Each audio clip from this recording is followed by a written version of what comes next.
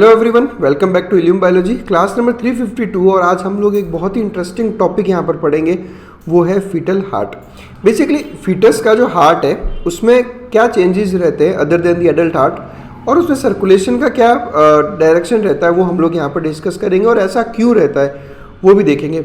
उसके अलावा हम ये देखेंगे वो कंडीशंस जो फीटल हार्ट में डेवलप हो सकती है। जैसे आपने सुना होगा कि दिल में छेद है किसी बच्चे के, तो वो बेसिकली है क्या, वो हम लोग यहाँ पर आज डिस्कस करेंगे। देखो, अगर फीटस का हार्ट समझना है तो उसको समझने से पहले एक बार मैं आपको बहुत समराइज्ड वे में एडल्ट सर्कुलेशन एक बार समझाना चाहूँगा, क्योंकि एडल्ट सर्कुलेशन से ही आपको फीटल हार्ट का सर्कुलेशन बहुत आसानी से समझ में आ जाएगा। ठीक है, शॉर्ट में लूँगा इसको। देखो, एडल्ट सर्कुलेशन कैसे चलता है, आप सबने स्टडी किया होगा इस बारे में कि ब्लड जो है डीऑक्सीजनेटेड ब्लड, टिश्यूज़ का जितना भी डीऑक्सीजनेटेड ब्लड है वो वेना केवा से राइट ऑरिकल में आता है, राइट ऑरिकल से आता है वो राइट वेंट्रिकल में, राइट वेंट्रिकल से होता हुआ वो जाता है पल्मोनरी आर्टरी। ठीक है, पल्मोनरी आर्टरीज डीऑक्सीजनेटेड ब्लड को लेके जाती है लंग्स में, लंग्स में आने के बाद में इस ब्लड में O2 डाल दिया जाता है और CO2 निकाल दिया जाता है। अब ये ऑक्सीजनेटेड ब्लड पल्मोनरी वेन्स से आता है। ठीक है, ऑक्सीजनेटेड ब्लड पल्मोनरी वेन्स से लेफ्ट ऑरिकल में आया, लेफ्ट ऑरिकल से आया लेफ्ट वेंट्रिकल में, और लेफ्ट वेंट्रिकल से ये आता है एओर्टा, और एओर्टा से फिर बॉडी की जितनी भी आर्टरीज है वहाँ पर जाकर ये टिश्यूज़ तक चला जाता है। टिश्यूज़ इन O2 को कंज्यूम कर लेंगे और CO2 वापस इस ब्लड में डाल देंगे, जो कि वापस वेना केवा से होकर घूमती रहती है। तो इस तरह से जो हमारा हार्ट है उसमें सर्कुलेशन होता रहता है। ठीक है, कैसे होता है एक बार वापस बता रहा हूँ। बॉडी टिश्यूज से डीऑक्सीजनेटेड ब्लड वेन्स से होता हुआ सुपीरियर और इन्फीरियर वेना केवा, सुपीरियर और इन्फीरियर वेना केवा से राइट एट्रियम में आएगा, राइट ऑरिकल से ये पहुंचेगा राइट वेंट्रिकल में, और इन दोनों के बीच में वॉल्व कौन सा आता है, तो आता है ट्राइकस्पिड वॉल्व। ठीक है, राइट वेंट्रिकल से ये डीऑक्सीजनेटेड ब्लड पहुंचेगा पल्मोनरी आर्टरी, पल्मोनरी आर्टरी और राइट वेंट्रिकल के बीच में valve pulmonary semilunar valve, pulmonary artery से ये पहुंचेगा लंग्स में, जहाँ पे CO2 निकाल दिया जाएगा और O2 डाल दिया जाएगा। ब्लड कैसा हो गया, ऑक्सीजनेटेड। ये पल्मोनरी वेन में आएगा, पल्मोनरी वेन से लेफ्ट ऑरिकल, लेफ्ट ऑरिकल से लेफ्ट वेंट्रिकल। यहाँ वॉल्व कौन सा है, यहाँ पे आ जाएगा बाइकस्पिड वॉल्व या फिर मिट्रल वॉल्व। लेफ्ट वेंट्रिकल से ये आएगा एओर्टा में, वॉल्व का नाम है aortic semilunar valve.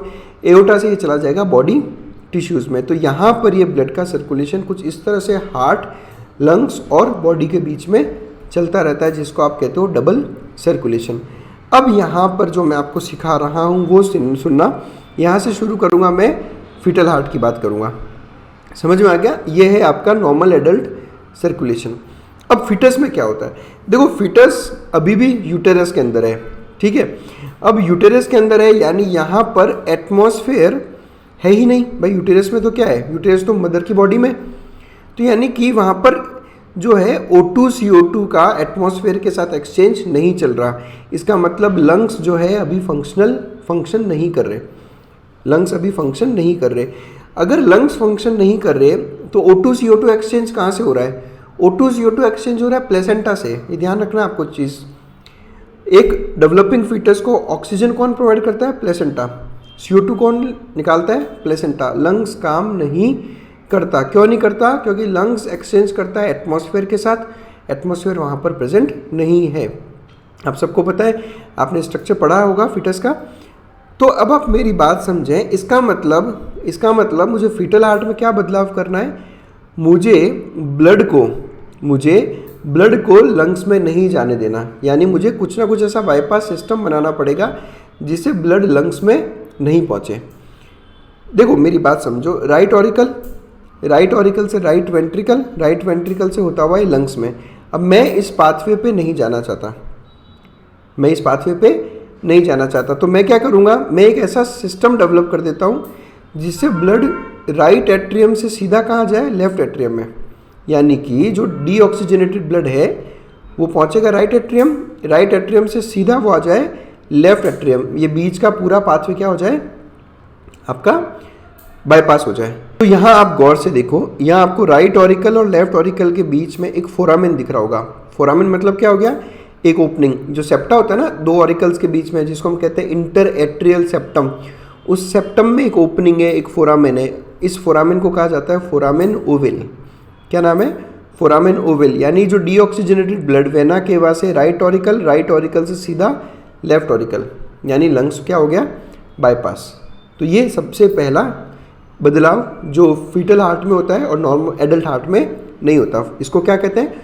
Foramen Oval. Oval इसलिए क्योंकि थोड़ा ओवल शेप्ड रहता है, इसलिए और फोरामेन का मतलब होता है एक ओपनिंग, तो ये बन गया फोरामेन ओवल। इस पिक्चर में भी देखो आप, ये यहाँ पे आपको ये फोरामेन दिख रहा होगा, इसको एनलार्ज्ड वर्जन, ये सीधा ब्लड को जो है लेफ्ट ऑरिकल में लेके जाता है। तो फोरामेन ओवल क्या है? बेसिकली ये एक इंटर एट्रियल सेप्टम, यानी दो एट्रिया के बीच का जो सेप्टम है, जो वॉल है, उसमें प्रेजेंट एक फोरामेन है। और बिकॉज ये केवल फीटल हार्ट में प्रेजेंट है और आफ्टर बर्थ के 3-4 महीने बाद में ये परमानेंटली क्लोज्ड हो जाता है। क्यों क्लोज्ड हो जाता है? बिकॉज अब हम चाहेंगे कि ब्लड अपना नॉर्मल एडल्ट सर्कुलेशन जो है वो फॉलो करें। Getting my point? तो 3 से 4 महीने बाद फोरामेन ओवल परमानेंटली क्लोज्ड हो जाएगा। जब हम एडल्ट हार्ट को देखते हैं तब हमें इस फोरामेन ओवल की एक निशानी दिखती है। ये देखो, ये एक एडल्ट हार्ट है। इस एडल्ट हार्ट में ये इंटरएट्रियल सेप्टम पे यहाँ पे आपको इस तरह से एक डिप्रेशन टाइप दिखता है, इसको हम कहते हैं फोसा ओवेलिस। तो फोसा ओवेलिस बेसिकली क्या है कि जो है ना, वो जो ओपनिंग है उसको क्लोज करने के लिए वहाँ पे टिश्यू फॉर्मेशन हो जाता है, तो ये थोड़ा सा डिप्रेस्ड टाइप लगता है, जिसको हम कहते हैं फोसा ओवेलिस। ठीक है, ये आपको एडल्ट हार्ट में दिखेगा। और फोसा ओवेलिस क्या प्रूव करता है? कि वहाँ पे कभी फोरामेन ओवल प्रेजेंट था। समझ में आई चीज़? तो ये फोरामेन ओवल जो कि पहला चेंज है हमारे फीटल हार्ट और एडल्ट हार्ट के बीच में। एक और चीज़ है वो हम देखेंगे। देखो, राइट ऑरिकल में ब्लड आएगा, राइट ऑरिकल और राइट वेंट्रिकल के बीच में ब्लड ट्राइकस्पिड वॉल्व से नीचे चला ही जाता है। ठीक है, अब ऐसा नहीं है कि सारा का सारा ब्लड राइट एट्रियम से लेफ्ट ऑरिकल में चला जाएगा फीटस में, नहीं, कुछ ब्लड राइट वेंट्रिकल में आ ही जाता है, क्योंकि आपने पढ़ा होगा कि ट्राइकस्पिड वॉल्व हमेशा बंद नहीं होता। तो जब ट्राइकस्पिड वॉल्व ओपन होगा तो राइट ऑरिकल से ब्लड सीधा राइट वेंट्रिकल में भी जा सकता है। तो जो ब्लड राइट वेंट्रिकल में चला गया वो ऑब्वियसली आगे भी मूव करेगा लंग्स की तरफ, इसलिए हमें यहाँ पर एक और बाईपास बनाना पड़ेगा। और इस बार हम बाईपास बनाएंगे पल्मोनरी आर्टरी और एओर्टा के बीच में। यहाँ देखो आप इस पिक्चर में, ये पल्मोनरी आर्टरी है और ये है एओर्टा। पल्मोनरी आर्टरी कैसे? देखो, ब्लड आया राइट ऑरिकल, राइट वेंट्रिकल से पल्मोनरी आर्टरी में आ गया ब्लड। अब ये पल्मोनरी आर्टरी इस ब्लड को कहाँ लेके जाएगी? लंग्स की तरफ। बट हमने क्या किया, पल्मोनरी आर्टरी और ये देखो, ये एओर्टा है, लेफ्ट ऑरिकल, लेफ्ट वेंट्रिकल और ये एओर्टा। तो हम बेसिकली यहाँ पे क्या कर रहे हैं कि एक बाईपास बना देंगे एक पल्मोनरी आर्टरी और एओर्टा के बीच में। तो जो ब्लड ऑरिकल से राइट वेंट्रिकल, पल्मोनरी आर्टरी, फिर पल्मोनरी आर्टरी से वापस एओर्टा में चला गया, यानी हमने अगेन लंग्स को क्या कर दिया? बाईपास। लंग्स में ब्लड नहीं जा रहा। अब ये जो आपने एक नया डक्ट बनाया है, इसको कहा जाता है डक्टस आर्टीरियोसस। डक्टस आर्टीरियोसस, देखो, पल्मोनरी आर्टरी से सीधा एओर्टा का कनेक्शन, और वो कनेक्शन कहाँ था? राइट ऑरिकल और लेफ्ट ऑरिकल के बीच में, जिसको हम कहते हैं फोरामेन ओवल। तो इन दो स्ट्रक्चर्स की हेल्प से डक्टस आर्टीरियोसस क्यों बोला हमने? क्योंकि ये डक्ट है ना, एक चैनल। डक्ट मतलब क्या होता है? एक चैनल। तो हमने दो सिस्टम डेवलप किए, एक राइट ऑरिकल और लेफ्ट ऑरिकल के बीच में एक फोरामेन बना दिया, जिससे ब्लड राइट ऑरिकल से लेफ्ट ऑरिकल में चला जाए, उसको बोला जाता है फोरामेन ओवल। और एक हम डक्ट बना देंगे पल्मोनरी आर्टरी और एओर्टा के बीच में, जिससे ब्लड सीधा पल्मोनरी आर्टरी से एओर्टा में चला जाए, जिसको हम कहते हैं डक्टस आर्टीरियोसस। और इन दोनों की वजह से हम लंग्स को बाईपास कर पाते हैं। तो ये दो चीज़ें फीटल हार्ट में जो आपको याद करनी है। ये पिक्चर डक्टस आर्टीरियोसस का। तो डक्टस आर्टीरियोसस क्या है? बेसिकली ये एक कनेक्शन है पल्मोनरी आर्टरी और एओर्टा के बीच में, ताकि लंग्स को बाईपास किया जा सके इन फीटल हार्ट। ये भी अब ऑब्वियस, जैसे कि फोरामेन ओवल बंद हुआ था, वैसे ही डक्टस आर्टीरियोसस भी आफ्टर बर्थ क्लोज करना है। और बर्थ के 4 से 10 दिन बाद में डक्टस आर्टीरियोसस परमानेंटली बंद हो जाता है। और जब हम एडल्ट हार्ट देखते हैं तो एडल्ट हार्ट में इसका भी आपको रेमिनेंट देखने को मिलता है, जिसको हम कहते हैं लिगामेंटम आर्टीरियोसम। ये देखो, यहाँ पर आपको एक लिगामेंट लाइक स्ट्रक्चर दिख रहा होगा, ये वाइट कलर का जो शो कर रखा है। मैं 2 मिनट ही हटाता हूँ, आपको दिखेगा। यहाँ देखो आप, इस सर्कल के अंदर आपको एक वाइट कलर का लिगामेंट टाइप दिख रहा होगा। ये बेसिकली फीटल हार्ट में डक्टस आर्टेरियोसस था, लेकिन अब परमानेंटली क्लोज हो चुका है, वो सॉलिड बन गया है ना, हॉलो नहीं है अंदर से ये। इसको हम कहते हैं लिगामेंटम आर्टेरियोसम। अब हमने इसका नाम क्या कर दिया, लिगामेंटम, क्योंकि ये लिगामेंट की तरह एक टिश्यू बनकर रह गया जो अंदर से सॉलिड है और ये अब कनेक्शन नहीं करता। तो ये मतलब होता है डक्टस आर्टेरियोसस का। चलो, अब आपको डक्टस आर्टेरियोसस समझ में आया और फोरामेन ओवल समझ में आया। अब मैं बात करता हूँ इनसे एसोसिएटेड कुछ कंजेनाइटल हार्ट डिजीजेस की। कंजेनाइटल वर्ड जो होता है इसका मतलब होता है सिंस बर्थ, यानी बचपन से ही जो हार्ट कंडीशन जो आपके प्रेजेंट है। आप सोचो कैसा हो अगर फोरामेन ओवल बंद ही ना हो। हार्ट का डेवलपमेंट हो रहा है, हार्ट के डेवलपमेंट के वक्त जो डिफेक्ट्स बन जाते हैं उसको कंजेनाइटल हार्ट डिजीज कहते हैं। अब राइट ऑरिकल और लेफ्ट ऑरिकल के बीच में फीटस में फोरामेन ओवल होता है। कई बार ऐसा होता है कि फोरामेन ओवल बंद ही नहीं होता, यानी ये पेटेंट रह जाता है। पेटेंट मतलब कि जो ऐसा होता है ना कि ये पाथवे पेटेंट है, यानी खुला पड़ा है। इस कंडीशन को कहा जाता है पेटेंट फोरामेन ओवल, ठीक है। या फिर ये एक टाइप का एट्रियल सेप्टल डिफेक्ट है। एट्रियल सेप्टल डिफेक्ट ASD कहते हैं इसको। इसका मतलब क्या हो गया, इसका मतलब ये हो गया कि जो इंटर एट्रियल सेप्टा है उस सेप्टा में एक डिफेक्ट है, ठीक है। ASD का एक टाइप है patent foramen Oval. Foramen Oval बंद ही नहीं हुआ। या फिर ऐसा भी हो सकता है कि डक्टस आर्टेरियोसस बंद ही ना हो, इस कंडीशन को कह देंगे PDA, पेटेंट डक्टस आर्टेरियोसस। ये सारे टर्म्स आसान है आपको, अगर आप इन वर्ड्स का मतलब समझ जाओगे ना अगर, तो ये कंडीशंस या ये चीज़ें बायोलॉजी आपको कभी भी रटना नहीं पड़ेगा। PDA क्या है, पेटेंट डक्टस आर्टेरियोसस, यानी डक्टस आर्टेरियोसस पेटेंट रह गया, खुला ही रह गया, बंद हुआ ही नहीं। इस तरह की एक और कंडीशन होती है। कई बार क्या होता है, ये जो इंटरवेंट्रिकुलर सेप्टम होता है ना, ये इंटरवेंट्रिकुलर सेप्टम में भी कई बार डेवलपमेंट के वक्त पूरा बन नहीं पाता। तो जब इंटरवेंट्रिकुलर सेप्टम भी पूरा नहीं बन पाए, यानी इसमें भी क्या रह गया, एक तरह का होल। तो ये जो है अगेन दो वेंट्रिकल्स के बीच में बन गया कनेक्शन। तो जो आप सुनते हो ना मूवीज़ में या किसी से कि उस बच्चे के दिल में छेद है, तो ये दिल में छेद बेसिकली ये कंडीशंस होती है, ASD या VSD। Getting my point. अब होगा क्या, अब होगा क्या, इसको हम क्या कहते हैं, वेंट्रिकुलर सेप्टल डिफेक्ट, यानी वेंट्रिकल के सेप्टम में डिफेक्ट रह गया।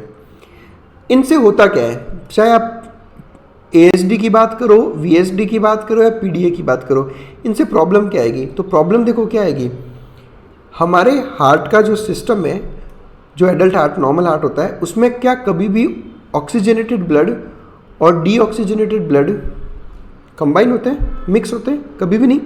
उनका पूरा अलग सिस्टम है। राइट हार्ट में डीऑक्सीजनेटेड ब्लड, लेफ्ट हार्ट में ऑक्सीजनेटेड ब्लड, इनका कहीं पे भी मिक्सिंग नहीं होता। लेकिन इन तीनों कंडीशंस की अगर आप बात करोगे तो यहाँ देखो डीऑक्सीजनेटेड ब्लड यहाँ आ जाता है, डीऑक्सीजनेटेड ब्लड यहाँ आ जाएगा, ऑक्सीजनेटेड ब्लड यहाँ पे आ जाएगा, डीऑक्सीजनेटेड ब्लड यहाँ आ जाएगा, ऑक्सीजनेटेड ब्लड यहाँ आ जाएगा। मिक्सिंग हो रही है, ऑक्सीजनेटेड ब्लड और डीऑक्सीजनेटेड ब्लड की क्या हो रही है, मिक्सिंग इन सब कंडीशंस में। तो कंजेनिटल हार्ट डिजीज़ का यही प्रॉब्लम है, मिक्सिंग होती है ऑक्सीजनेटेड और डीऑक्सीजनेटेड ब्लड की। अब अगर ये मिक्सिंग होने लग गई, इसका मतलब ये हुआ कि टिश्यूज़ तक जो ऑक्सीजन पहुंच रही है वो कम होने लग जाती है। मिक्सिंग होगी ना, एफिशिएंसी काफ़ी कम पड़ जाती है। तो जब टिश्यूज़ को ऑक्सीजन सप्लाई कम होने लगती है तो ऐसे टिश्यूज़ में कार्बन डाइऑक्साइड बढ़ने लगता है, जिसकी वजह से स्किन ब्लूइश कलर की आपको दिखने लगती है। इस कंडीशन को हम कहते हैं साइनोसिस। वर्ड ध्यान रखना, साइनो वर्ड का मतलब ही ब्लू होता है। जैसे आपने पढ़ा होगा साइनोबैक्टीरिया, तो cyanobacteria is blue green algae. Cyanosis bluish skin discolouration को कहते हैं और इस तरह के चाइल्ड को कहा जाता है ब्लू बेबी। ये आप एक पिक्चर देखो, इस पिक्चर में आप देखोगे किस तरह से ब्लूइश टिंज दिख रहा है आपको इस बच्चे की स्किन पे। अब आपने ऐसा भी सुना होगा कि सर एक बच्चा है 8-9 साल का है और 8-9 साल की एज तक उसको कुछ नहीं हुआ, लेकिन बाद में जाकर धीरे धीरे उसको तकलीफ होने लगी। तो होता क्या है कि ये डिफेक्ट कितना बड़ा है उस हिसाब से इनमें मिक्सिंग होती है O2 और CO2 ब्लड की। समझो अगर बहुत ही छोटा डिफेक्ट रहता है कई बार तो इतनी मिक्सिंग नहीं हो पाती, तो बच्चे को ऐसे ज़्यादा प्रॉब्लम नहीं आती। लेकिन जैसे जैसे वो बड़ा होने लगता है और उसकी फिजिकल वर्किंग, फिजिकल एक्सरसाइजेज बढ़ने लगती है, तब जाकर वो चीज़ें डायग्नोज होना शुरू होती है। तो ये होती है कंजेनिटल हार्ट डिजीजेस। तो आई होप आप लोगों को ये वीडियो अच्छे से समझ में आया है। Patent ductus arteriosus, foramen ovale, ductus arteriosus, ligamentum arteriosum, ये सब चीज़ें आपके लिए क्लियर हो गई है। Thanks a lot for watching us. अगर आपको किसी भी वीडियो की पीडीएफ चाहिए, आपके मन में किसी भी तरह का डाउट है, तो ये 3 जगह है जहाँ पर आप मुझे कांटेक्ट कर सकते हो, व्हाट्सएप पे, मेल आईडी पे या फिर इंस्टाग्राम पे। तो thanks a lot for watching us, stay connected with us.